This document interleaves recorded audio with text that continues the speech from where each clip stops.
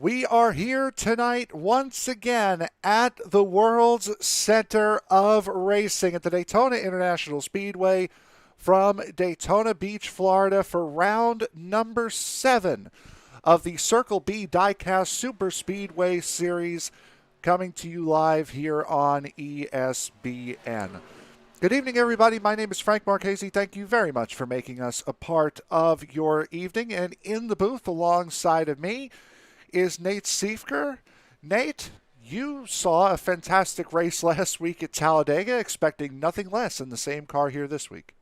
Yeah, these guys put on a show every week, and especially with these trucks, this is the second week in a row that these guys will run it, and they showed last week how great of racing these guys will do. Daytona's pretty similar, a little bit narrower though. It should be interesting to see how these guys handle it. Yeah, 2.5 minutes here in this practice session remaining. As we look towards the rest of this season, we've seen the points shake up with the departure of most of the drivers at Sweet Life Motorsports. As we'll take a look at the point standings right now as they sit, Zach Bowerman holding a very, very comfortable points lead right now, 17 points. Now that can go away very, very quickly in a Super Speedway series, but I'm looking at second through fifth. 199 for Connor Trafari, 198 for Shane Posey, 196 for John LeBombard, and after a second place finish last week, Ryan Worley's at 191. Throw a blanket over the rest of the top 5. Basically, just put their names in a jar, shake it around, and that just basically they pick it out. That's the order these guys are in the points. And when it's that tight, it's literally anybody that can come out in second or fifth place, that you said. So it'll be interesting to see as the season progresses if somebody can break away, maybe challenge Borman, or if Borman falls back into that group. Now, it is still early days in this season, even with how late it seems. We're already in round 7. There's still a lot that can happen here, plus we have the playoffs and what we can expect from that. So a couple of guys not going to be pushing nearly as hard as they normally would be. As we take a look at the team championship, now there is some explaining to do with the team championship as we see Aaron Tribble taking a detour in the background there.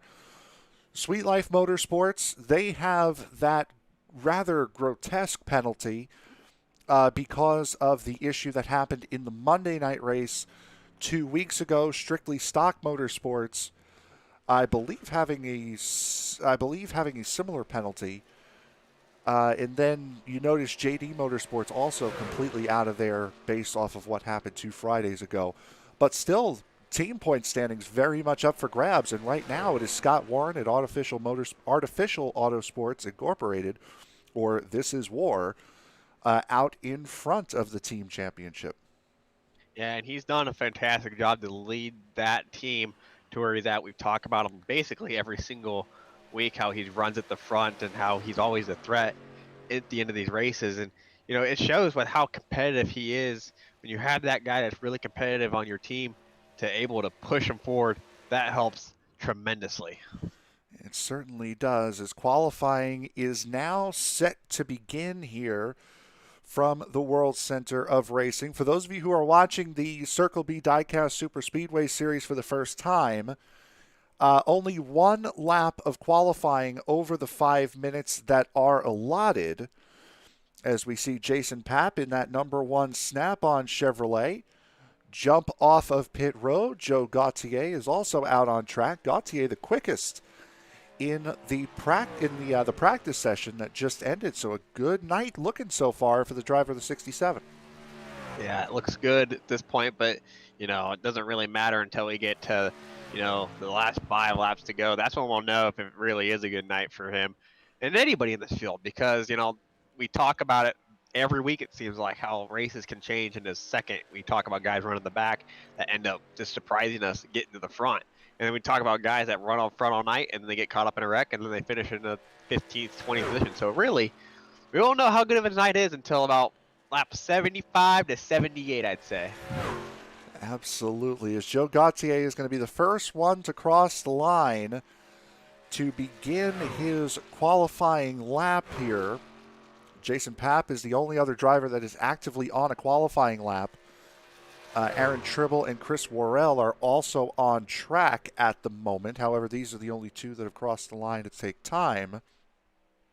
As Gautier running about a half a lane off of that bottom, going through 1 and 2, maybe just didn't quite get the entry he wanted and decided to stick there.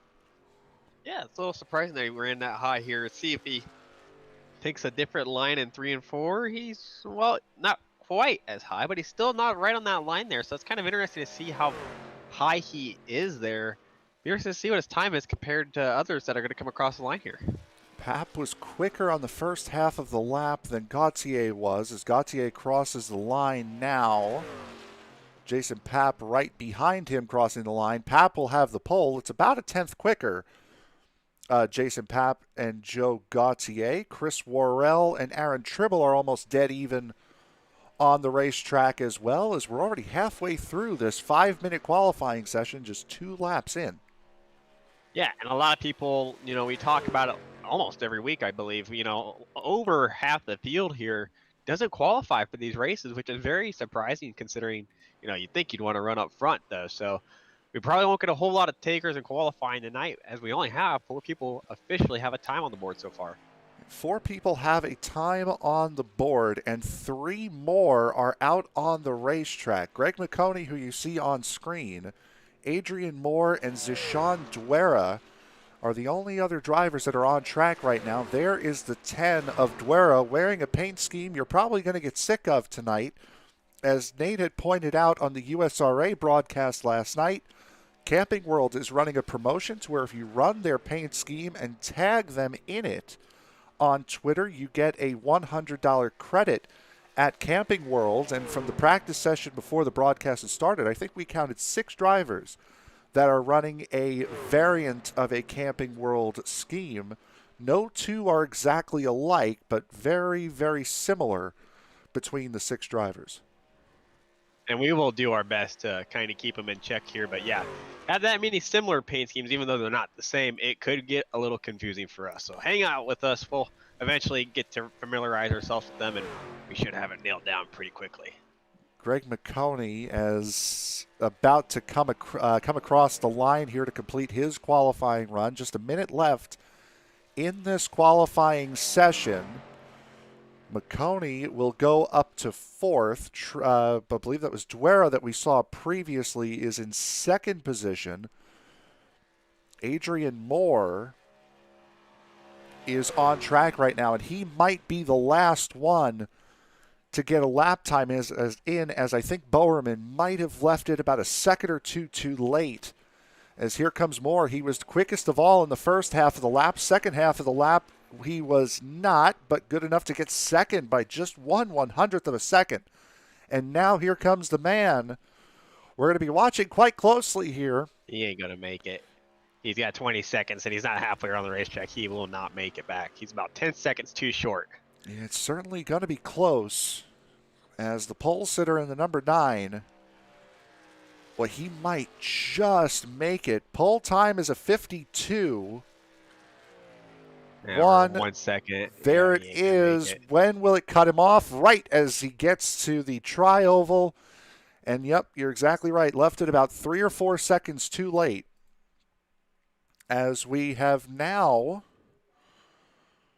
sorted out the grid for tonight's race. And for the first time this season, it's going to be Jason Papp rolling off at the front of the grid. Adrian Moore missing pole by 1/100th of a second.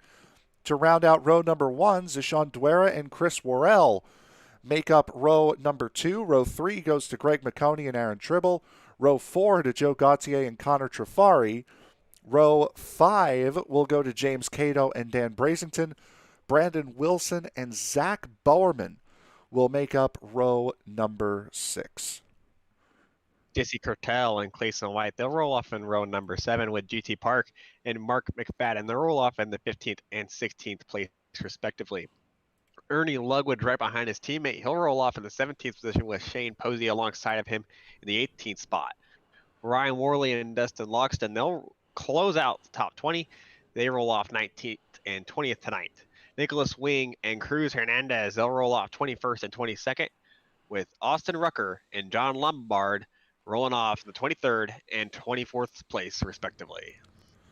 So that is your starting lineup here for tonight's race, round number 7 of the Circle B Diecast Superspeedway Series here at Daytona. And we've said it many times over the last several broadcasts.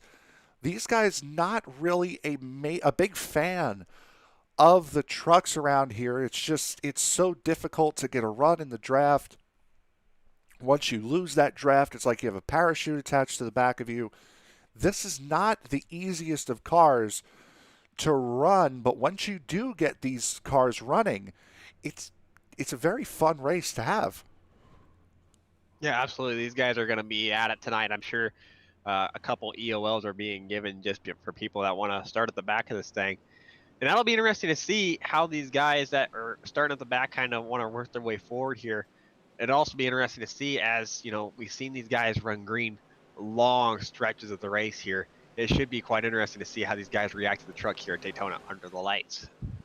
Absolutely, and we're seeing a lot of EOL penalties, and everyone from 7th on back was put in random order.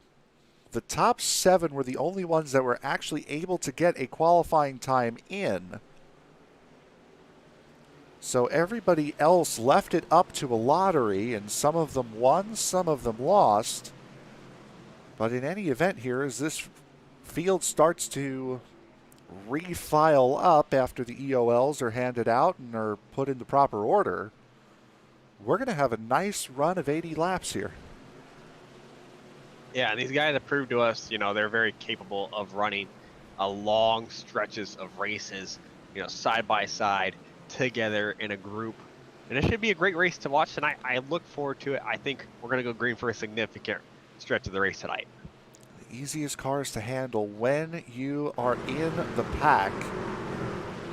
Certainly lean on these cars. You can lean on the person in front of you. You can be leaned on. It is not a hard car to drive, but it does provide a lot of very close racing, and that is what we are going to see for 80 laps here tonight as the pace truck ducks on off.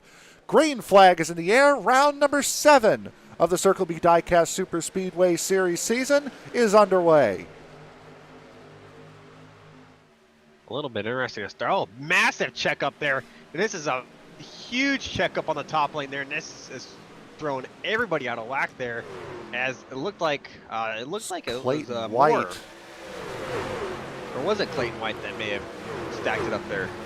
Clayton White has a lot of damage on the back end of that number 46. We'll try to see what happened from his point of view on this run to the green. Clayton White is the 5th car on the outside lane. Green flag goes off pretty much without a hitch. And, it was the 22 of Aaron Tribble that had an issue. The 9 ran over him, and then it was pretty much an accordion effect from there. So Aaron Tribble was the cause of that checkup, and you can see all the damage on the rear end of that number 22. I noticed that the field was pretty spread out there coming to the green, and I could tell the guys from about 10th were on a much better run there, and then that stack up happened. That just expedited it and made it a little bit worse there. So thankfully we stayed green, we stayed straight. These guys are back to single file on the bottom. You can see there a very good look at the damage on the rear end of the 22 of Aaron Tribble as Jason Papp has the field lined up on the inside line. That's Zishan Duera running behind him in the 10, and his Dudes Racing teammates running 3rd and 5th right now. So if I were the 10 and the 6, I'm not too antsy to start moving out of line, as it looks as though McConey is going to move out of line. Yeah, and you're more than welcome to run this top lane, especially we saw it at Talladega. This top lane did work actually quite well if you had the right pusher here. So it'll be interesting to see. Worrell was a good pusher last week. It'll be interesting to see if he's able to work with McConey here. Maybe get McConey clear. Worrell does have a history of being a very good pusher. Last year He also had the reputation of being a winner. Was the only driver with 3 race wins on the season last year in the Superspeedway series, and you can see now 2 distinct different groups forming up here as it appears to be the top 12 or 13, and then a nice gap going backwards. Yeah, and those guys that's going backwards are probably in the space, they're thinking, we're going to get a yellow at some point tonight. Why don't I just ride towards the back and kind of play chill? And I don't blame them for it. 80 laps is a long time in these trucks. It will be interesting to see how these guys handle that strategy. Riding on board one of the Camping World trucks, this is the 88 of Jesse Cottrell, sitting right at the back of this group here, trying to decide which lane he wants to go in or if he's just going to chill out. It looks like right now he's deciding, you know what, I'm just going to hang out. And I don't blame them. They're too wide up there. They're doing their job. They're punching a hole through for him, and he's just kind of in the sitting stage at the moment. There's no need to go up front and kind of mess with it if you know that we're a long ways away from finishing this thing. So don't blame him for wanting to sit. I would do the same thing if I was him too.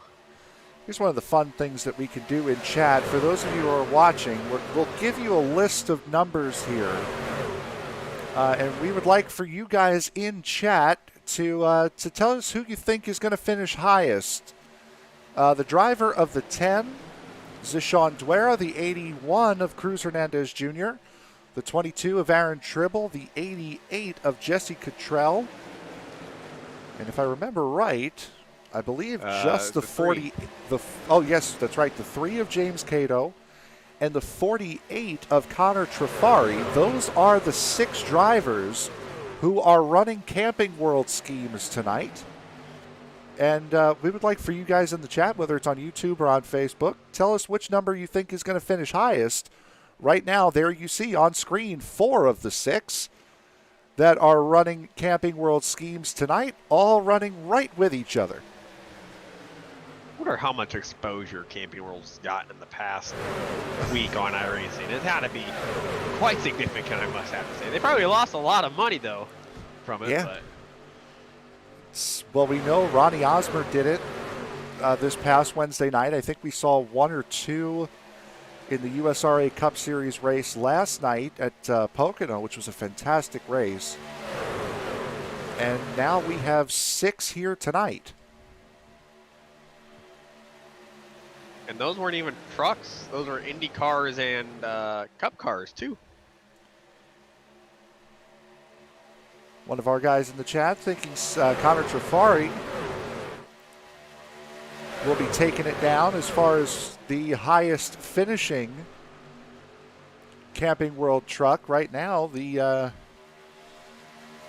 aforementioned Camping World truck running second to last on the field right now, but this is a strategy that we have seen Connor Trafari pull many, many times here in recent races.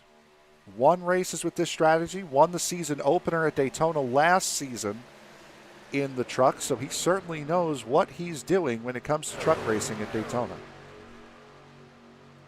Interesting to note at the front here, Wilson's been pushing Pap here for about 2 laps, and Pap has kind of had to breathe that truck a little bit more than McConey on the bottom there, so that's kind of interesting to note how Wilson's having a little bit more difficulties, it seems like. That's a really big shove there. Yeah, that was not one of the cleaner hits that Jason Pap could have taken as we ride looking back off the back of that truck. You can see it's not necessarily a clean, direct hit from that 501. There's a lot of moving around here in this pack. And these trucks are notoriously, like you said, they're easy to handle, but they do move around quite significantly in the packs. I'd say they're probably one of the harder vehicles to handle in the pack next to the ARCA car. And these guys are showing they're doing quite well, but like we said, it is a little difficult with these things. I think the Pro 2 lights might be a little bit more difficult to handle as we see the 6 and the 10 bowing out. So Worrell gets a couple laps led, and what that does, I think inadvertently, is going to put all 4 of the dudes racing trucks, the 1, the 501, the 12, and the 00, all line astern on the inside line. And that's a good thing when you got all your friends together. You're all cooperating for now. It's always a good thing to have. And, we're a long ways away from this race being over. We're only 10 laps in. And these guys just need to continue to stay nice and calm. And it's interesting to see how people that are leading the race fall into the back as well. Save the car. Just if you feel as though something is getting a little too crazy, just jump out of line. We've seen it so much. And, Worrell didn't drop off too far. He's the third car on that outside lane, catching right back up, getting a nice push from the 9 of Bowerman. Interesting to know how the two Camping World trucks up there, the Hernandez and Tribble, they're doing quite well together, running that top lane better than I would have thought. They now got some assistance with Worrell at least, but those two did quite well, hanging out there with Wilson, and they've done quite well. And Tribble is in a situation where he's looking for all the friends he can get. Tribble Motorsports is a single car operation. It's just that number 22. And in a super speedway setting, that is not something you want. As another thing you don't want is the leader of your line having a massive internet issue, and that's exactly what Jason Papp has. Yeah, that's a massive issue. I don't even know if he's even... Oh, he just showed up out of... Whoa! If I don't know if I would have done that if I were Cruz Hernandez, because he could have showed up anywhere. Fortunately, there was a gap between him and Cruz, him being Jason Papp, pronouns pal. As the aforementioned Aaron Tribble is going to lead this lap and then fall down in front of Cruz Hernandez Jr. Man, I was about to say, which car do you think is going to lead this line, the Camping World truck or the Camping World truck? And I can't say that now, unfortunately, but... these guys are doing quite well. We talked about those two being up together and how they were working the top, and now look at them. They led that way up to the front, and now they're up front. Chris Worrell jumping to the extreme high line, falling backwards. And this is a good time to test. If you're Chris Worrell, certainly a good time to test where your truck is good, how quick you can be, and how quickly can you get up to the front just in case you go to the back not of your own volition. Yeah, the first 3 quarters of your race is mostly learning about your truck and learning how quickly you can get to the front from wherever you're at. This is an important stage of the race people don't realize. Yes, you need to take care of your truck, but it's also a really good learning opportunity as we see who is that is flying on the top there. That is Connor Trafari. Yeah, he was quite moving there. So, yeah, he's doing quite well, Connor is. But like I said, this is a major learning opportunity for guys like Chris Worrell, guys like Trafari, who just learned a lot from his truck right there. This will be interesting to see as this race goes on. Trafari heard he has fans in the chat, and he's put the pedal to the metal now as he is behind the 79 of Austin Rucker, going with the All-Star race theory of put the number on the rear quarter panel. Leaves a lot more room on the door for sponsorship.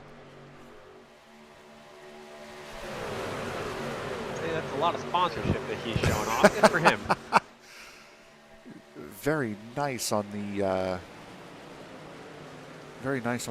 glint in the green, but man, that 48 is strong. Just pokes out from behind him, going into 1 and coming out of 2. He's going to be a half a truck clear of the car that was in front of the one he passed. Just think of how strong he'd be if he had help there. Look at him. He's still hanging with Worrell, has 0 draft help, and look at him. He's still passing people with no draft help. Camping World apparently is going to stick together here tonight, as that is the 3 of James Cato, who is jumping up to that outside line, and we've got some trucks pitting here, led by Clayton White. In the 46, the 83 of Shane Posey in this group. Austin Rucker there as well. All 3 of the Jawbone Motorsports cars.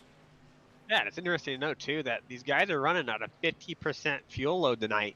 So that actually does sound about right. We're kind of close to that window, a little bit earlier than I thought, honestly. Zach Bowerman currently in the lead of the race in that number 9 Wonder Bread machine. He has 3 Camping World trucks behind him. That's Duera up front, Tribble in the middle, Cruz Hernandez in the back of that trio. Now 2 of them will peel out. Whoa. Coney went in there flying. Another run into pit road. You looked like me on Wednesday there. It's the 12 of McConey, as you had mentioned. So right now, the top 7 in this race are the only ones that have not yet come into pit. And look at the run by James Cato in the 3. Yeah, for some reason, that top lane works quite well when you're just by yourself for some reason. And now he's got to slot back in line because I'm guessing now all these guys are going to come in this time. Yep, these are the only 7 that have not come into pit. And go figure, 5 of the Camping World trucks are in this group.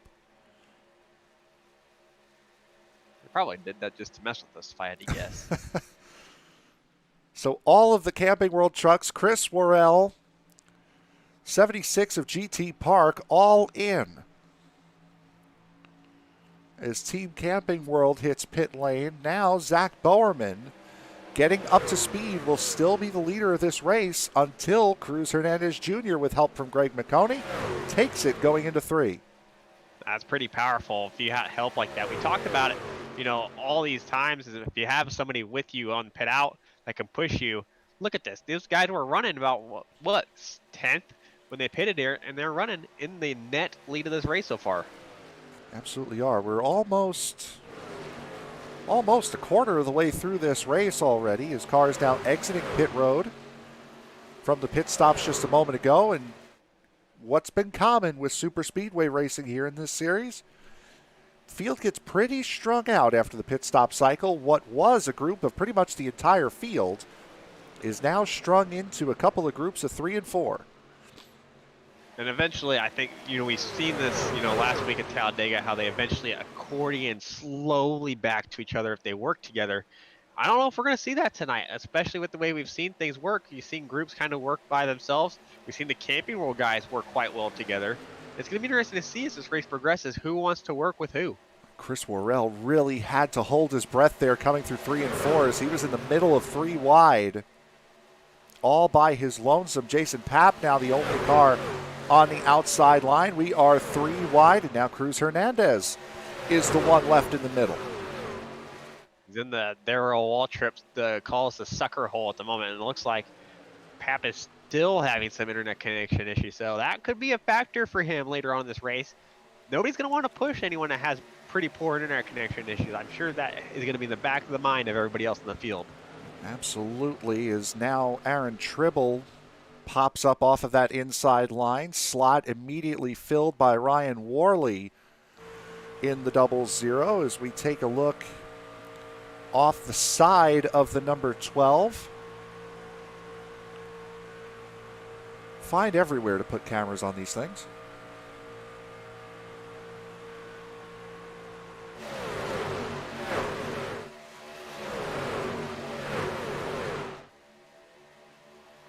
Coming out of turn number 2 right now, working lap number 19, Greg McConey in the number 12, currently leading this race, and this pack really has actually done a good job of maintaining size. The big bogey right now in this pack is Jason Papp, who continues to have those connection issues. Yeah, absolutely. And that will affect everybody in that line. Eventually, somebody's just going to say, okay, I got to shuffle you out here. I'm sure it's being communicated to him how his issues are. Eventually, he's going to not have a single friend in this field if he continues to have those issues. And as we had mentioned last night, your ping is like your golf score. You want it as low as possible. And now Papp has gotten the hint. He is falling towards the back of this line here and will slot in front of the 88 of Jesse Cottrell, who says, nah, I don't think so. It's interesting. His ping isn't bad, but his actual quality of his connection, which is the exact opposite of a golf score. You want that number as high as you can get. Is not quite as high as it should be. So that's something to watch out for on our end the rest of the night, I think. That almost... I mean, that's something that almost guarantees you will not win this race, because if you're having connection issues, absolutely no one is going to be willing to work with you when you're in a situation where you absolutely need to push. So, I mean, he's pretty much, pardon the phrase, but SOL at the moment. Yeah, I'd say so. It's interesting to note here, the second pack that we talked about earlier, how it kind of fell away from each other. They're a long ways back. They're over 10 seconds away. It's led by Adrian Moore, of course, with a pack of about 7 or 8 cars. And they're racing, they were at least about half a lap ago racing pretty hard. Yeah, this group here was the second group to come into pit road. This is Adrian Moore, Dan Brazington, Mark McFadden, Austin Rucker, Joe Gauthier, Dustin Logson, who is making his series debut tonight in that Monster Energy number 2, and Ernie Ludwig. This is that group, the group you're seeing on screen right now. This is 16th to 22nd, doing what they need to do, running in a line if they want to try to catch up to this front group here, which is well and truly racing. Yeah, 10 seconds is a long way. We talked about it a day ago. We talked how 5 seconds was a long way. So this will be interesting to see if they're able to make some inroads on this pack here. But we've seen this front pack. They are pulling away from that further back group. And they are splitting up, actually. As you can see, the top 7 have created a small little gap back to the rest of this pack. And it's another thing it's interesting to note. I'm not sure what happened on that pit stop because we watched all those guys come in. Nothing seemed too wrong. Could have just been pit strategy. But the first pack, the first group of cars that came into pit and the third group of cars that came into pit are up in the front pack. Meanwhile, it's the second group that finds themselves 11 seconds back, 12 seconds back now. Yeah, we saw Borman. He was up in that second pack that pitted. He's done quite well for himself. He's up to 7. So I don't know necessarily if it's a pack issue or if it's just people weren't aggressive enough coming in. The damage on the front of that 9, you can see it clearly. We'll try to get a shot off the back of Greg McConey's car here. There you see that front end damage on the number 9. That is from the opening lap issue going into turn 1 where Aaron Tribble stacked the field up. So that's where the front end damage is came from on that number 9. Hasn't seemed to have shown any ill effects on that car. He's been up in the lead and able to maintain it as Aaron Tribble and Cruz Hernandez battle it out at the top. We saw it in our season opener. Borman have front end damage and ended up being the best pusher of the night. If you remember right. No. He had no front end. Okay. Thank you for the correction. No front end on his truck. So he's got a much better front end on his truck and he's doing quite well. So maybe he just needs to bend the front end of the truck up every first lap from now on. Another car having issues in the middle of the pack. That's the 00 of Ryan Worley. So 2 dudes racing cars having internet problems here in tonight's race. Someone's got to pay the factory internet bill at this point.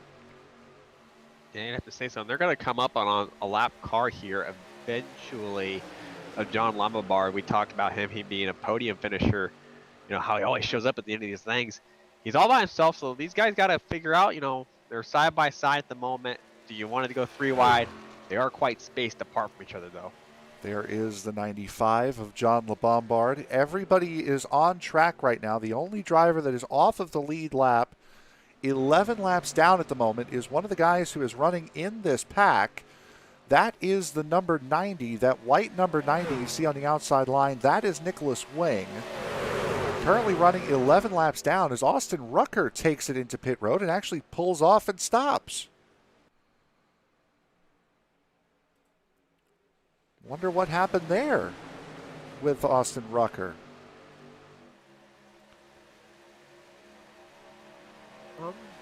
I honestly don't know. Now, Rucker was in that second group. The only Pulse Racing entry here tonight. Because now they're coming up to lap John LeBombard. We'll take a little bit of a look here in just a second as to why Austin Rucker has decided to pull off. That must be an issue that does not have to do with racing because he pulls up right to the start of pit road and stops.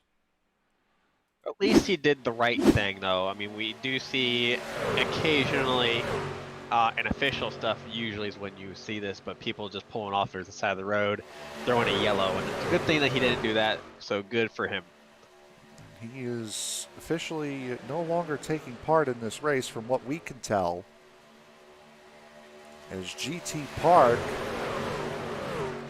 that number 96 car, currently holding off 4 of the 6 Camping World trucks that are in the field here tonight. We are just past quarter distance here at Daytona. Another pit cycle is about to begin, but before it does, we will take a quick break and be right back. From Daytona, you're watching the Circle B Diecast Superspeedway Series here on ESPN. Oh, no, we won't. Maybe. Oh, Tribble somehow. How is Tribble holding on to this car? Wow. How in the world are we not under a caution? I wasn't speechless because we were going to break. I was speechless because I was amazed at all of them together. Boy. Wow. You think that's them telling us don't go to break? I think that was our clue. All right, so we'll wait a minute. That was insane. And these guys are definitely separated now. So yeah, that's pretty clear. But look at Hernandez. He's in the 4th place now. He's got a great run. It'll be interesting to see if he can catch Borman and Cottrell, who are the big winners at the moment out of this. We are going to look at this, and seriously, Aaron Tribble, if he doesn't win Save of the Decade, it just wouldn't be fair. Let's take a look at this as GT Park gets way out of shape. And just Tribble and Wilson, look at him flat out slide in that 22. What a save! He is the recipient of the All-State Good Hands Reese's Good Take 5. Any Good Hands Save award that has ever been given out, he is the recipient of that. I mean, he's going to try to split the gap here, and just as he does, he gets into the 501. Boy, a la Max Verstappen at Interlagos. What a save by the 22 of Aaron Tribble. That was incredible. I think that was better than that save. That was immaculate, honestly. Yeah, that's All-State Good Hands Driver of the Decade right there. What a save by the 22, and a great job on the rest of the field. In all honesty, to not just completely run over each other. They gave each other plenty of room, but the highlight of that certainly, Sam, I know you're watching this. Please send that save to iRacing. That was unbelievable. And the thing that's incredible, too, is the 2 main guys of Wilson and Tribble, they're still in the lead pack here. Yeah, this pack that had spread out after that is now all back together again. I think they're coming into pit. Yeah, here they come into pit road. Marconi, again, making up tons of time on pit entry. That is such a if you can ever work on something on your racecraft, that is the thing to work on is pit entry. Because you can gain tons of positions and tenths just by working on that 5 seconds of your race. Absolutely. So right now, as we somewhat recover here, the 3, the 10, the 88, and the 22 are all out here as there's a car stopped here,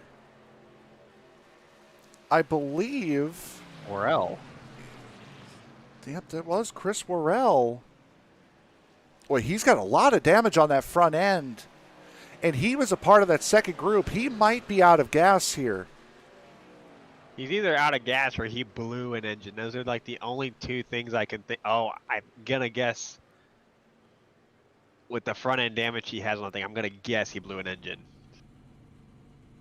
Yeah, we're not hearing anything out of that 6 truck. And here's the thing, though. These guys pit. They got to avoid him. Yeah, he is at pit road entry here. Boy, this is a very precarious spot. Is he going to make it? At some point, iRacing will throw the yellow if he goes slow enough. He's only going 10 miles an hour, so. And he's at pit road entry, which is even worse in iRacing's eyes. He's about to come to a complete stop here in that number 6. I at least think all of our front runners have pitted, so I don't think we'll have to worry about anyone there, but he's got just a little bit further to go, and then he can stop it. Yeah, everybody has come into pit, so that is not the issue. And he is just at the pit line. He hit it and just hit the brakes. Yep, and that will do it. That'll possibly do it. Depending upon what the issue was, he could be back out on the racetrack.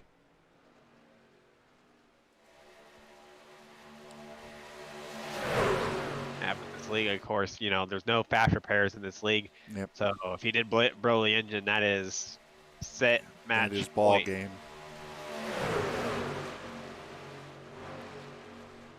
I'm going to try to find what happened to him on that pit entry.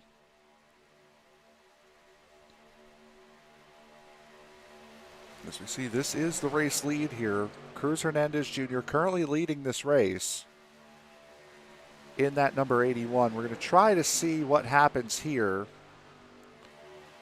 This is Connor Trafari and Chris Worrell. Worrell, you see him on the outside line. He has that damage already on the front end. He might have just run out of fuel. Oh, if if he's in turn number 1, he does blow the engine. Okay. Just went back to look at it, so. Okay, so that was probably a lap later from what we just showed. As this front pack has gotten smaller and smaller, we should have had a couple of cautions tonight, especially one with the 22 of Aaron Tribble, who made the save of the decade. We're working lap 36, just short of halfway. I think we're safe to take that break now, right here on ESPN. Don't go anywhere.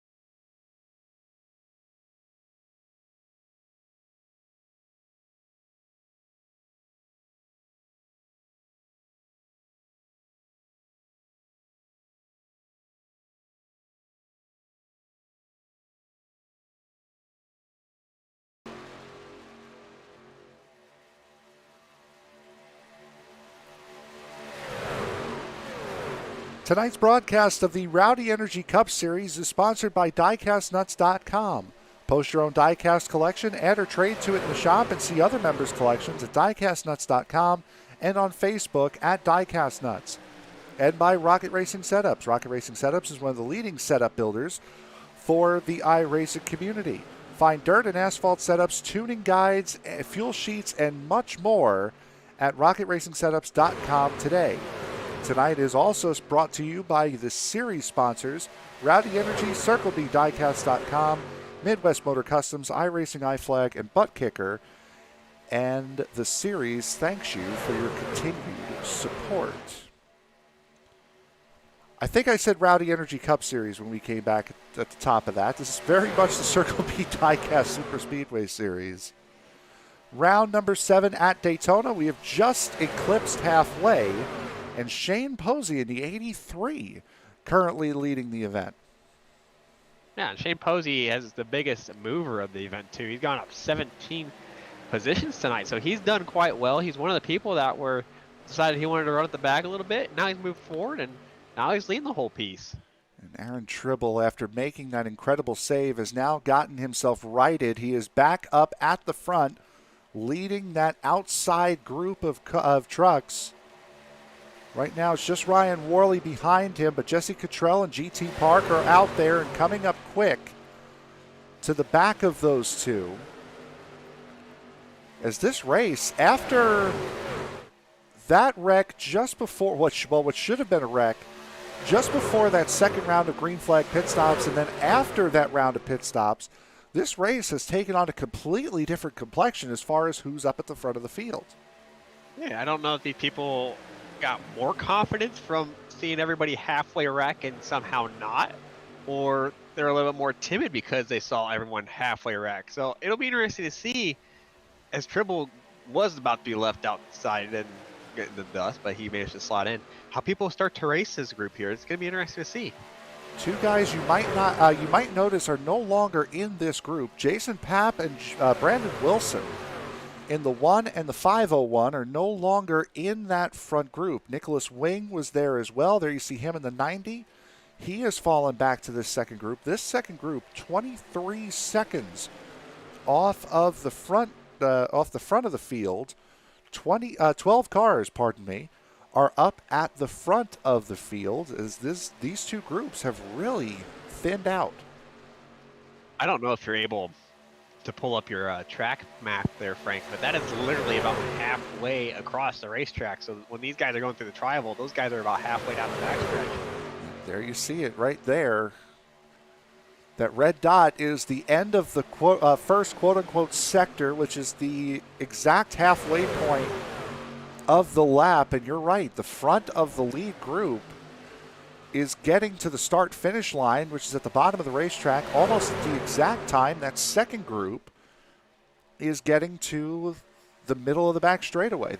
The group on the back straightaway, as you're seeing right now, is the race lead, and they're almost exactly half the track length apart. This will be interesting too as this race develops a little bit more.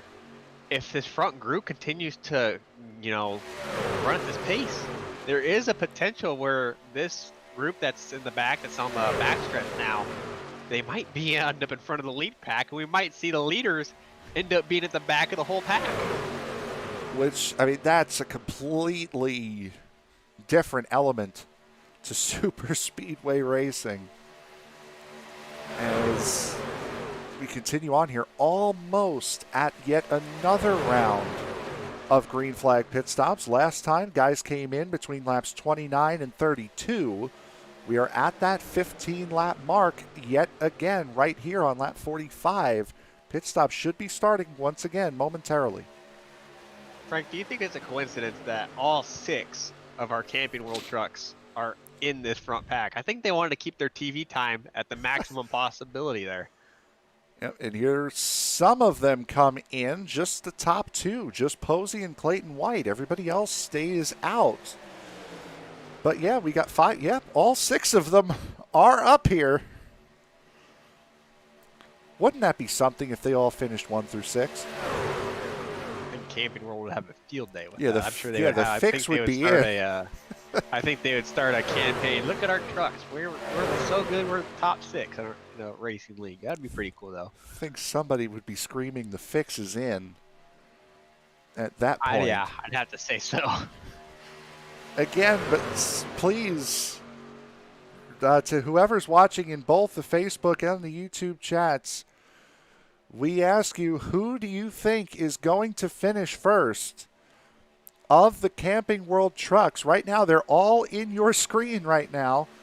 88, 22, 81, 3, 10, and 48 are all up here at the front of the pack with a shot at winning this race. Which one do you think is not going to win the race, but at least get the highest finish of the Camping World trucks? Please, please, please tell us in the chat who you think. At least you have realistically a 1 in 6 shot, because all 6 of those guys have a good chance to win this race, and none of them are out of this thing yet. Absolutely not. And one of them is leading this race, or at least is for a moment. That's Jesse Cottrell in the 88. As we're seeing some cars now getting ready to pit. Here they come, led by Greg McConey onto pit road and slides it in nicely. McConey's got to worry, though. We talked about how good his entries were. If you remember back to the real-life Daytona 500 this year, Denny Hamlin was leading at the end of that last stage of pit stops, and he actually had 2 good of a pit stop, and they just flew right by him. So that'll be interesting to see, as Hernandez actually blew his pit stall there temporarily. So Cruz Hernandez came in with the 2 Dude Racing drivers that were up at the front, the 11 and the 12 and the 00. And right now, there they are in a different order from which they came in, but both of them coming out on track together, and Hernandez has been left 6 seconds in the dust. Now everybody's coming in now. Look at Park. He is running all the way to the bottom, trying to get the maximum time possible. He did a good job. It certainly did. I think, was that Sashawn Duera hitting the pit wall? I think he just missed it. It looked like he did, but he came just shy of hitting it. We heard that crash. Oh, and he actually blows his pit box there. Let's take a look. There's the 10 going all the way down to the inside. And yeah, no, he did. There are some sparks coming off of pit wall. Oh, yes, he did. Yeah. And Aaron Tribble is going to be the one that leads this group out, with Connor Trafari and Jesse Cottrell behind him. We're interested to see if Worley is able, and McConey, those two did a really good job on their pit stops. See where they come out in the middle of this.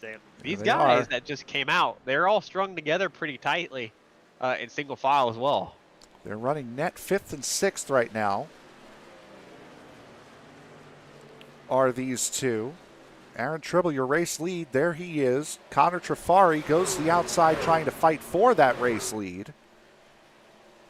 Jesse Cottrell in the 88 going with him. But watch now, here come the 12 and the 00 up with a big head of steam. They're going to get stuck behind the 88 of Cottrell. And just like that, we go from 12 to 6. Team Camping World on the inside. Team Not Camping World on the outside. Jesse Cottrell leading that bottom group, and those 2 Dudes Racing cars up at the front of the outside of the field, really getting a run. And Worley cuts off the inside line before they get a little too close. And actually, Cato and Moorman, they did an excellent job. Those 2 were off of this pack, actually, by about 0.8 of a second. They worked pretty hard together to get back up to this front pack. So instead of 6, there's now 8. And these guys are proving why these guys are running at the front. The cream eventually does rise to the top.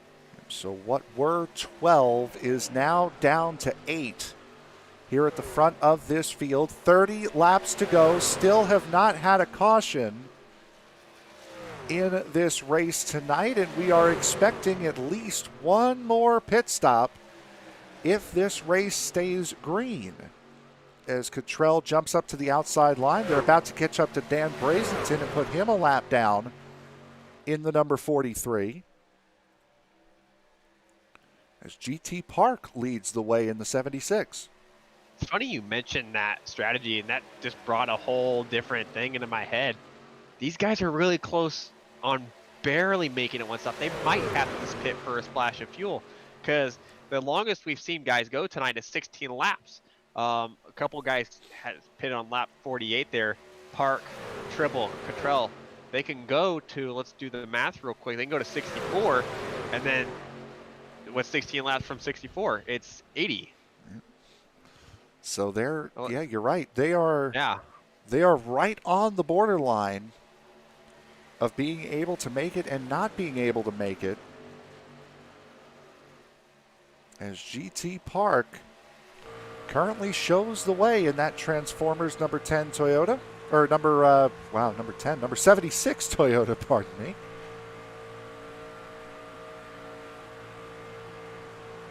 You gotta wonder, the two guys that are pitting on lap 47 in this front pack here, McConey and Worley, if they're starting to do the math and they're starting to realize, oh, I need to go and save one more lap, because they gotta save one more lap in order to make it. And I mean, that's one of the scenarios where being behind somebody and not going for the lead of the line is certainly going to be to your benefit. Even if I were them, I would even be going further back in the line, because as you can see, the 12 is pushing. And you know the rule, don't push the pusher. Worley is actually saving more fuel right now than the 12 is. The second pack, per se, that we can talk about, Gautier is leading it, the 13th position. These guys are pretty strung out there, it looks like. It's got Ernie Ludwig, Mark McFadden, a couple of lap down cars in it too. But we also talked, Jason Papp tonight, how he was running quite well at the front, had the internet connection issues. I mean, he's dropped back to 17th place now. That is the second major pack. The second genuine pack is actually just 6 seconds behind these guys. There they are.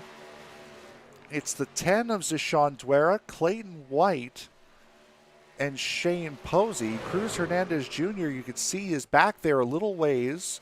He does have somebody with him. That is the 2 of Dustin Logston, who is making his series debut tonight. So he is not alone. And then you go back another 22 seconds from Cruz Hernandez Jr. to get to the pack that you had just brought up. And we talked earlier about how that front pack is closing up. They were about halfway across. Those guys just entered turn 3. Those guys just exited turn 2. So these guys at the front of this lead pack, they could probably see the tail end of this pack as they come out of 2. This is, there you see, these are not car numbers that are on the screen right now. That is position number. So that 3 of Ryan Worley, that just goes to show you where the lead pack is. There's number 1. That is the lead pack in relation, and you're right, they have caught up quite a significant amount. And that is, 1, this pack is a little bit bigger, and 2, pitch strategy, because a lot of these guys are going to be taking fuel only. Some of them will be taking 2 tires. This is not a normal oval race where you would be taking 4 tires and fuel on every stop. Yeah, the thing too is that this front pack is gaining about half a second actually on that rear pack. So I don't know necessarily if that front pack, or not that front pack, the rear pack is actually moving quite slower for some reason. It's kind of interesting though, how this front pack is moving so significantly quicker than the other guys. You know what else is I'm finding intriguing? We had said it was 6 seconds back to that threesome of Duera, White, and Posey. Those guys are maintaining the gap that they currently hold up to that front group. It's just these 3 cars, and they are maintaining a 6-second gap to the back of that front group. I think part of it has to do with how tight those 3 are. How tight they are. Look at the rear pack. They're pretty strung out alongside of each other, so they're not really working that hard to move forward necessarily, but eventually they're going to get lapped if they continue this pace. And that second pack right here, they're crossing the start-finish line right now. These guys actually have, I think, they are equal in numbers now to the front group. of cars racing for the win. So that could play into it with how loosey-goosey this group is as compared to how tight this front group is going into turn one right now. Could you imagine the winner of this race being in the middle of a pack? That would be. I mean, when we called the wow, there you see it right there. You just caught a glimpse coming out of turn two. You could see that big pack. I've never seen a race nor been a part of a race that had the winner of the race be in the middle of a pack. I've never seen it. So that would be interesting and be a first for me. And again, that could happen because you look at that gap and say, well, that's a massive gap. There's no way they're going to be able to make that gap up. We still have a set of green flag pit stops to make here left, and that's coming up quick. So depending upon the strategy that the guys in that pack deploy, they very well could be right up there with them coming out of the pit stop. Yeah, and these guys in the front pack, they're running 49.2s, 49.0s roughly if you're towards the rear. This rear pack is in the 50.5s. So a whole second quicker around Daytona with the equal numbers. And it doesn't look like there's too many damaged cars in this group. So it comes down to really the tightness and the I'm trying to find the right word. It's the organization of the group. I'd have to say this rear pack finally got it put together. They actually ran quicker than that front pack that time. So I don't know if maybe they got a little bit more organized. I think Pat might be kind of trying to organize that pack, trying to say, hey, we got to go, guys. There is another group of cars that is in the 48-second bracket. Now, you had mentioned the top 8 were running in the 49.2s. There is a pack that's in the 48.7s, a half a second quicker. It's this trio here of Duera, White, and Posey. And they are working very well together. They might catch this pack right before we get green flag pit stops, maybe. But, you also got to think, we talked all night long how we've worked from 18 to 12 to 8 now. How many people are going to break off this front pack this time? 49.1 for the front pack was kind of the average time. A 49.13, I would say, is the average time. These three in this pack that we're seeing on screen right now, 48.42, 48.44, 48.43. Even more than a half a second quicker. And Ludwig is leading that front pack, the rear pack per se. Not yet, not anymore. He's in. Oh. Well, that just throws away my talking point there, but. And there's 20 laps to go. They can't make it. They're going to have to come in for a splash and go. And that has disorganized probably this rear pack too, because now they lost the leader. Now you got to get a new leader. Now you got to figure out, okay, well, who can push? I mean, there's only 4 guys in this pack now, and eventually they'll all kind of converge together. But it'll be interesting to see how this works. There's going to end up being another pit stop because Duera, White, and Posey, that trio that we were saying was doing so well, has just come into pit road together. They're going to come out in a different order. Duera's still leading the group, but White and Posey have switched spots in that trio. In the race lead here currently, they're going down the front straightaway. They're all staying out. They have to get to lap 64. We talked about how the 16 laps is roughly the maximum we've seen. So if you pit this time, you're barely good on the edge. I'd have to imagine that McConey and Worley, the two that pitted a lap earlier this entire pack, I'd have to imagine they're going to try to stick it out here and go that one extra lap. That's 2 laps left to go here to make that magical number 64. And right now, the 2 guys that we were the most concerned about being able to make it to lap 64 are currently leading this group.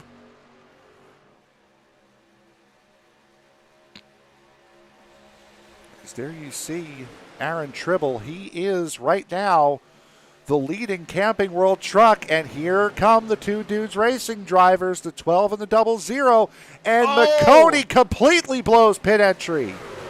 That might be a penalty. That is probably, I think he got all 4 tires off, and that is, I think, a penalty. Well, he just kept the left sides in, but let's see if he gets held in this pit box for, like, I think it's a 40-second penalty if I remember right. Yes, it is. And he blew it too. He overshot the pit stall. There goes Ryan Worley out of pit road. Left side's going up, so now McConey taking 4. No, he avoids a penalty.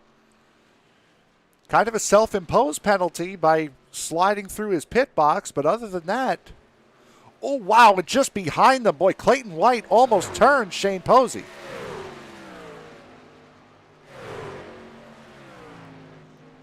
That was a pretty good pit entry there, I'd have to say, but for a Tribble there. But it's interesting to see only Parquet went with them. That's pretty interesting.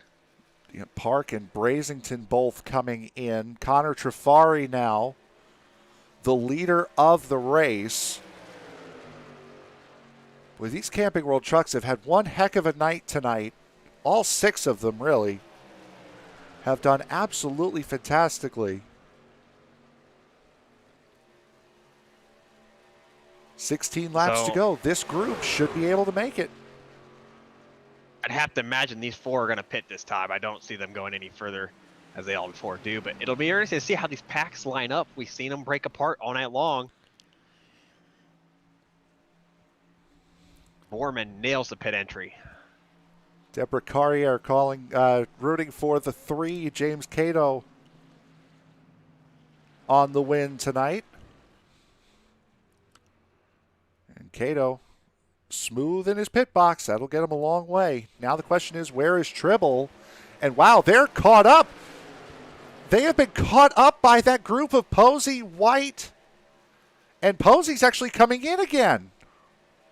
Oh no. Why? I don't understand that. Could it be that Posey is going to top off on fuel now so he doesn't have to in the last lap of the race? He was good, I believe, wasn't he? I think he came in on 62. Either came in on 62 or 63, so he would have been really close.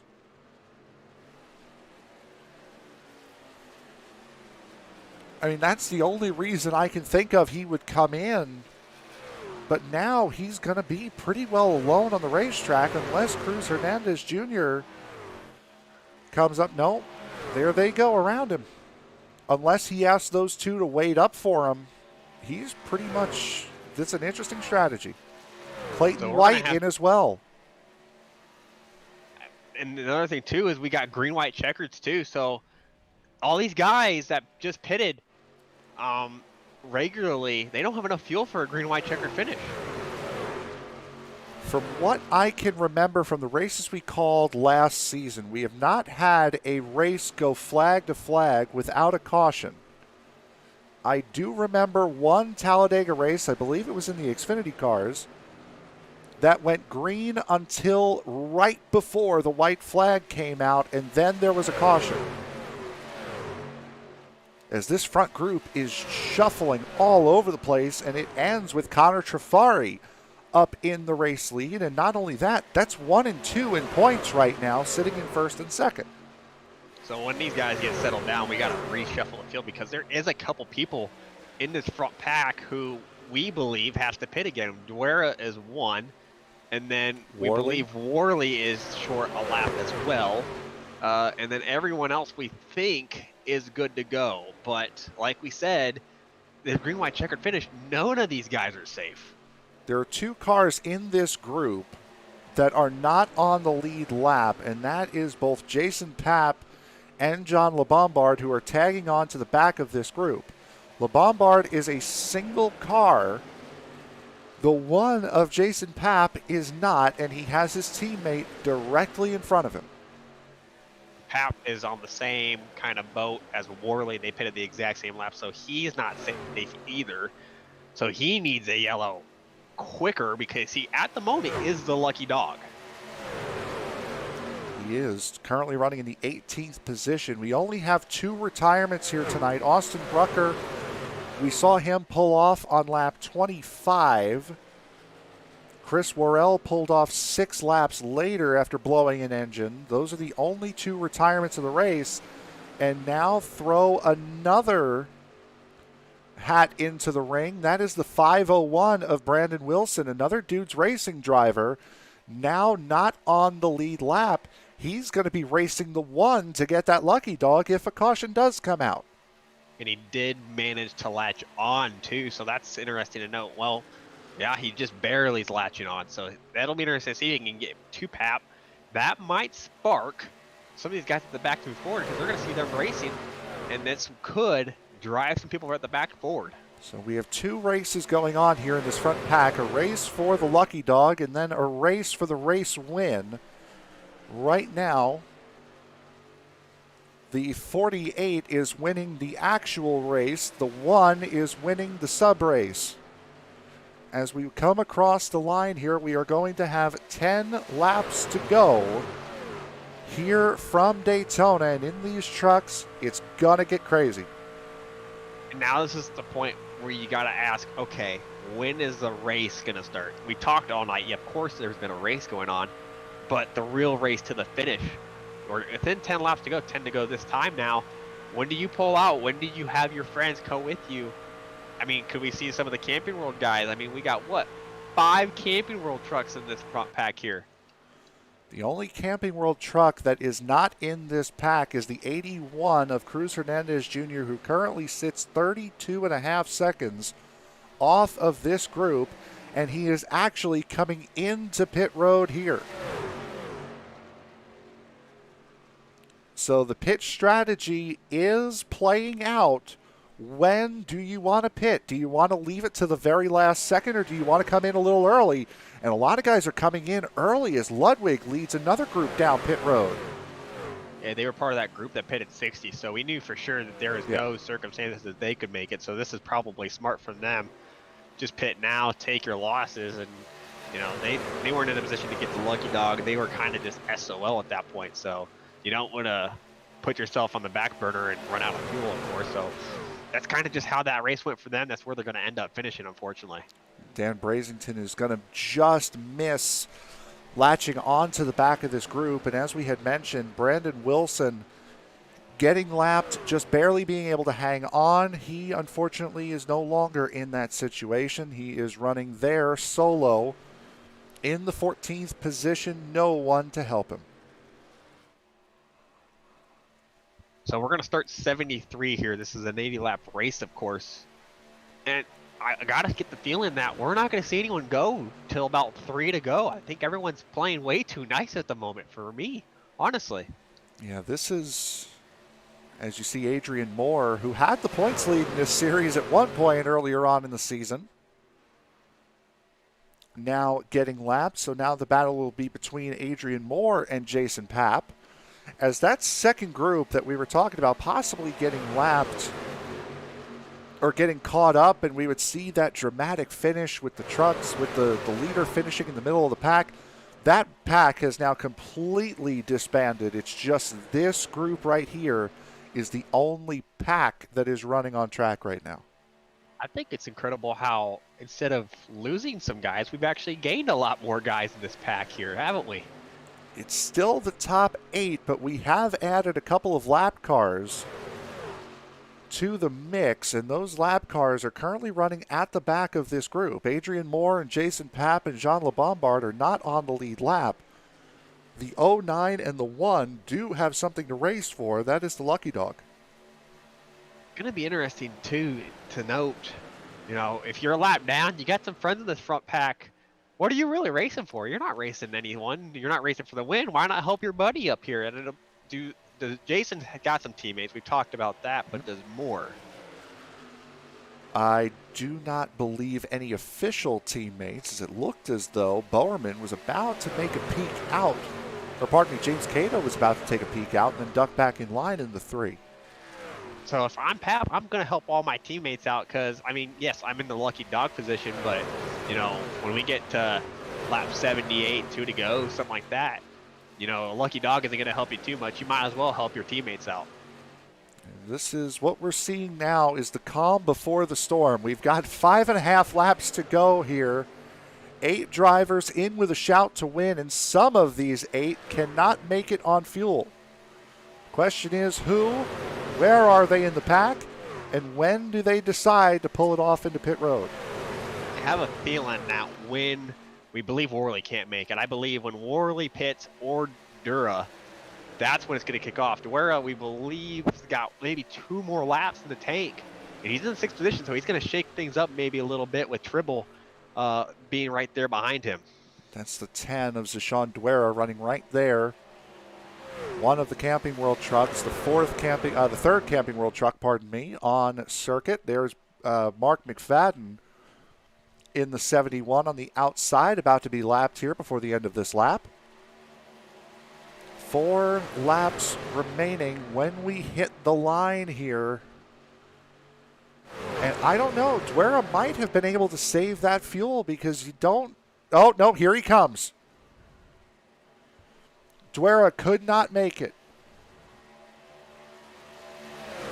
Tribble gets a run here, so this will be interesting if Tribble does anything with it, and it doesn't look like he does. Now, there's one thing to note. He's got Worley behind him, and we believe Worley's 1 lap short. So essentially, the top 6, we know or believe have enough fuel for regulation. Now, if this goes into overtime, we don't think any of these guys can make it.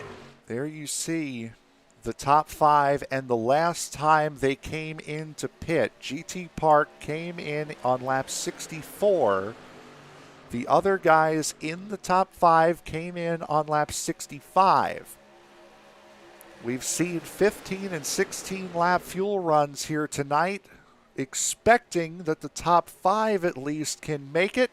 John LeBombard falls off the back of this group. He cannot make it. 3 to go.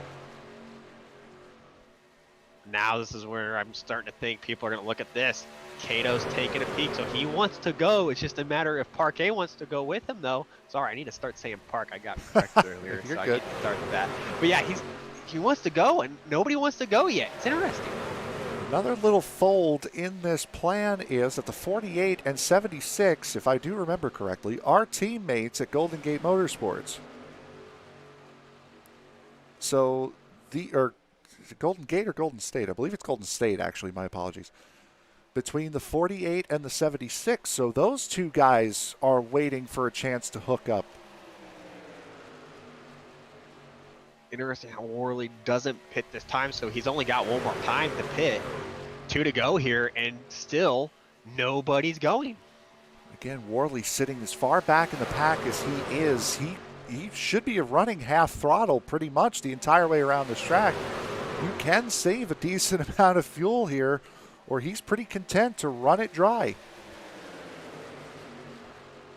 I have to imagine somebody's going to go, look at this. Okay, we got 1 car that's a lap down going to go. Look at Adrian Moore up there. Yep, that's Adrian Moore. Greg McConey coming into pit road. I would have to assume now that Worley is going to go into pit road because Greg McConey, who came in with him as now the outside line, starts to make a move. It's Zach Bowerman going for the race lead. He's going to take it with Cato pushing.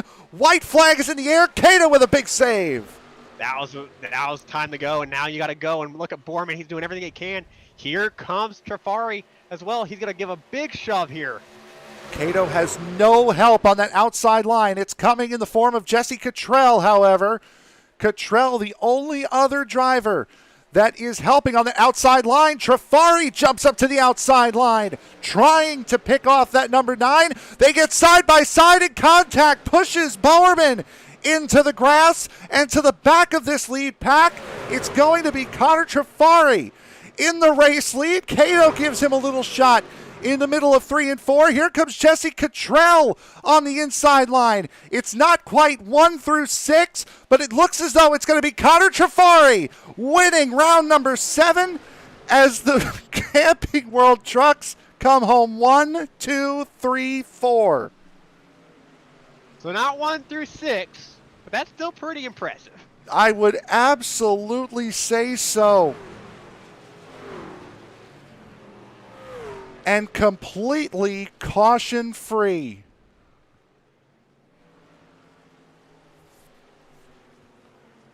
And Worley goes the longest all night of having to pit. He didn't stutter until just past the line there. The 15-year-old from Bluffton, South Carolina, Connor Trafari, takes yet another Truck Series win at Daytona, and with that, locks himself into the playoffs. And with Zach Bowerman getting pushed into the grass, should give him the points lead as well, if not close up that 17-point gap that he had coming into tonight. Yep, that's a massive. And we talked earlier in the broadcast how, that second through fifth was super tight. And we talked about how Borman could slide back. Tonight, I had to take a guess and say that Borman slid back a little bit. Maybe he might have hung on to the points lead. We'll have to double check, and we'll tell you next week if he did or not. An incredible finish in the top three. And right now, the only one that we do not have primed and ready to go for interview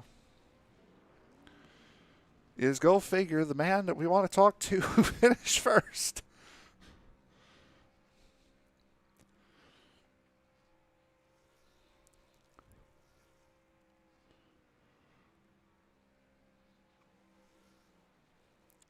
So we'll try to see if we can get the race winners. There you see.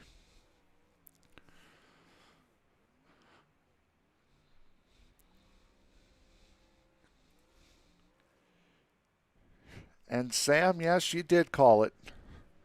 Called earlier in the race, the 48 was going to be the highest finishing Camping World truck. And I don't think you get much higher than first.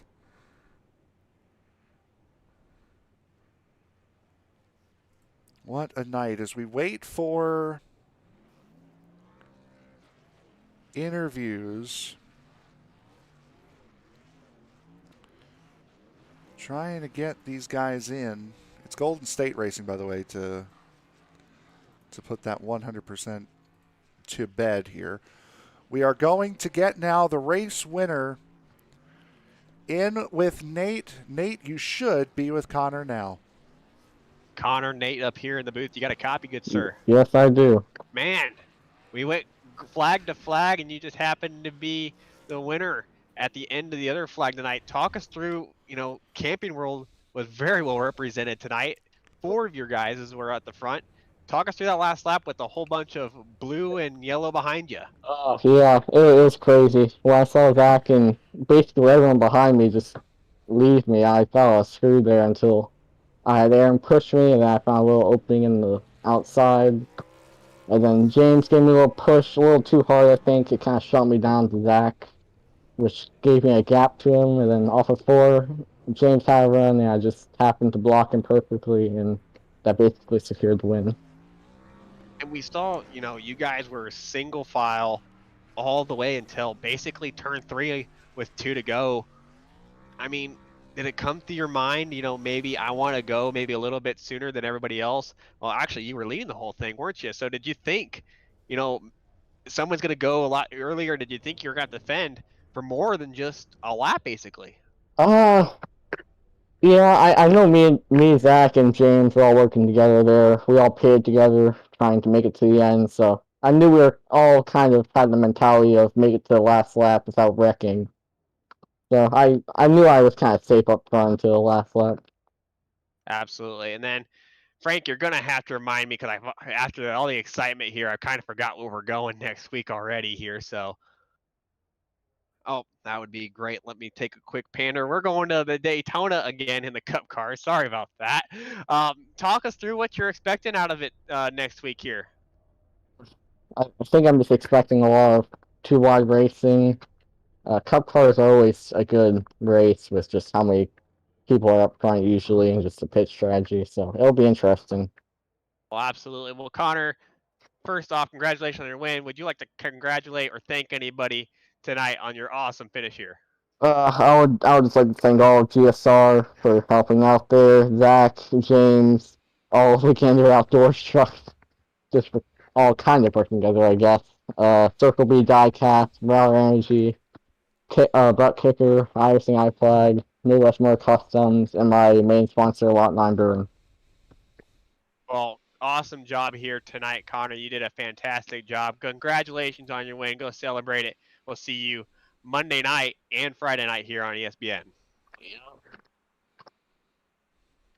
All right, so there was your race winner tonight, Connor Trafari.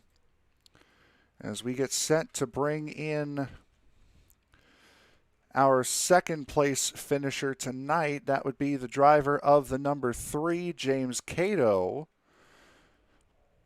And we'll get him in right now. James came up oh so close here tonight. The first time we're having the pleasure of talking to you since you won the money race last year. Yeah, man, it's been a while. Been a long while. Yeah, I've had horrible luck. You've had a very good race, though, and plenty of luck to be able to stay up in that front group. What was the strategy, and how crazy was it just sitting there waiting for time for go time as the laps wound down? Well, my strategy starting off was just to, once again, try to stay in the back, don't get collected, make a run at the end, and then I just got the feel that the race was going to go green and, have a long green run. And so at that point, I knew I had to try to stay in the lead pack. But there coming to the end, I had my 2 teammates right behind me. And the weight wasn't a worry because we knew when we was going to go. It's just when someone else was going to go and might mess up our strategy. But I'm just glad I finished. I need a good point today. It's been a horrible season to start, so I'll gladly take second. You did have an absolutely fantastic run and $100 in your pocket from Camping World tonight, so that's a plus for you as well. Going into next week at the Cup Series here at Daytona, what are your thoughts and expectations going into the Cup race here? Hopefully to repeat it, man. Get some momentum. I think I'm sitting 17th in points, so I just need some good, clean races, and I'll be all right. And you certainly had one tonight. Should vault you up pretty high in points after tonight. Anybody you want to thank before we let you go here? Yeah, Circle B Diecast, Butt Kicker, Rowdy Energy, iRacing Eye Flags, Midwest Motor Customs, Strictly Stock Motorsports, Jessica Trail, GT Park, all their help tonight.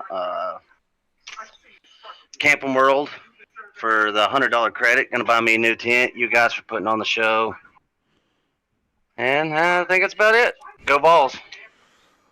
All right, there's your second place finisher tonight, James Cato. Congratulations, bud. Thank you. So that was your second place finisher here tonight, and momentarily we will speak to Aaron Tribble coming home third. So 2 third-place finishes for the young man Aaron Tribble here over the last this week. Finished third at Homestead in the Monday night series here, and now comes home in third again here tonight. Nate, you're with him. Aaron Tribble, it's Nate up here in the booth. You got a copy, good sir? Yes, sir, I do. Well, we'll talk about the finish of the race here momentarily, but I think I'd be doing us a discredit if we didn't talk about potentially the save of ESPN's entire career tonight. That was incredible. I think both of us were stunned for about half a lap that you even did that. Talk us through that incredible experience in turn 3 and 4. Well, I'm actually looking at the replay right now. If you want to find it, it is lap 28. And I'm just sitting there. I was 3 wide, and I saw the 10 accidentally hit the 76 wrong there. And the next I know, I'm into the 501. And all I'm trying to do is keep it off the bank and keep it off the bank. And dude, that was my only goal, is to not wreck everybody else. And just keep the truck rolling there. And it worked. Just do all you can. Yeah, absolutely. So that was incredible to watch. Going back to the finish there, I mean, you were kind of in line. Looked like you were towards the back and you were kind of just waiting to go. We talked on the broadcast how single file it was and how surprised we were. Did it come through your mind at all to go forward and get out of line and maybe make something happen a little bit quicker, or did you need someone else to do it first before you decided to jump on it? Yeah, I was mainly focused there and trying to save fuel there at the end because I pitted one lap short of being able to make it. So I'd say I think I have .4 gallons, I believe, at the very end there. So I probably could have gone definitely a lot quicker. Could have had a shot. Maybe I'm not really sure how it went, but I'm proud with what I was able to do to get a top three. I do believe I put myself in the best position for a chance at a podium. Absolutely. Well, you did an excellent job here, Aaron, tonight. Congratulations on the podium. Actually, let me go back to this point. We're going to the Cup cars here next week. Talk us through what you expect out of the racing with that group of car and this track as well. I expect some big pushes. I expect a lot of contact. We're going to be pinning. It's going to be 3, maybe even 4 wide. You don't know with a track like this. I think it's just going to be a crazy, super fun race, though. Especially with the new updates coming out. You don't know what iRacing is going to do with these. Absolutely. Well, we look forward to that. Aaron, would you like to congratulate or thank anybody on your podium here tonight? Well, obviously, I want to thank Mark Salmonis and Camping World. And then Circle B Diecast, Rowdy Energy, Butt Kicker, iRacing Flags, Midwest Motor Customs, and obviously my family and anybody who supports me. And then obviously you guys for putting out these broadcasts. They're definitely fun to watch. Well, thank you, Aaron. We appreciate that here. Well, go ahead, have some fun. Watch that a couple times on the broadcast because it was incredible here. Congratulations. Enjoy your Friday night. We'll see you either Monday and Friday here. 10-4. See you guys on Monday. Thank you. Thank you. There is Aaron Tribble, and I'll tell you what, man, he is. We've been raving about him a lot over these last couple of weeks, and you can tell just with the way he's been driving, the confidence that he's shown this season, he is very, very close to breaking out and getting a win. Yeah, and especially, that age, confidence is key, and he's got it. And that's such a huge part of sim racing is confidence. And at 13, he's already got that much. I would hate to even race around him, in a couple years when he's got all that confidence in him because he could be extremely deadly. He absolutely could be. And just an absolutely fantastic race tonight. Flag to flag, not a caution to be found here tonight. Just a fun race from start to finish. But alas, it must end at some point, and that point is now. But before it does, let's take a quick look at the results here from tonight's round 7 here at Daytona International Speedway. Connor Trafari takes his first win of the season, with that locking himself into the playoffs. And I believe, as we look, he is now 5 points behind Zach Bowerman for the points lead going into the playoffs. James Cato and Aaron Tribble, we just heard from them, rounding out the podium. Jesse Cottrell comes home in the 4th position tonight. GT Park rounds out the top 5. Ryan Worley, Zach Bowerman, Shane Posey, Clayton White, and Zishan Dwera round out the top 10. So 5 of the 6 Camping World trucks tonight finished in the top 10. 4 of them finishing in the top 4 positions. Adrian Moore and Greg McConey were the first 2 cars a lap down. Moore had to come into pit, so did Greg McConey. The rest of the way, Nate came into pit as well. Yeah, Ernie Ludwig, he came in later there. He rolled off 13th. Pap had his internet connection issues, which hampered him and had him drop back to 14th place tonight. The last of the Camping World truck guys, Arias Hernandez, he rolled off and finished 15th tonight. Joe Gautier, he came home in the 16th position. Mark McFadden, he rolled off 17th. He finished there as well. Dustin Loxton, he had an excellent debut. Just didn't quite get a whole lot of him tonight. He finished in the 18th position. Brandon Wilson, he came home in the 19th spot. John Lombard, he finished, started the race last on the field. He came home in the 20th position. Dan Braithington just couldn't get it started tonight. He came home in the 21st position.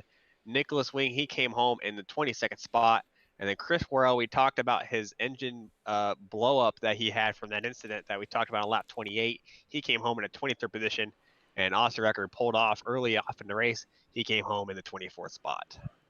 And that will do it for us here tonight from the Daytona International Speedway. Coming up on ESPN tomorrow, we're going to see our first Saturday double dip.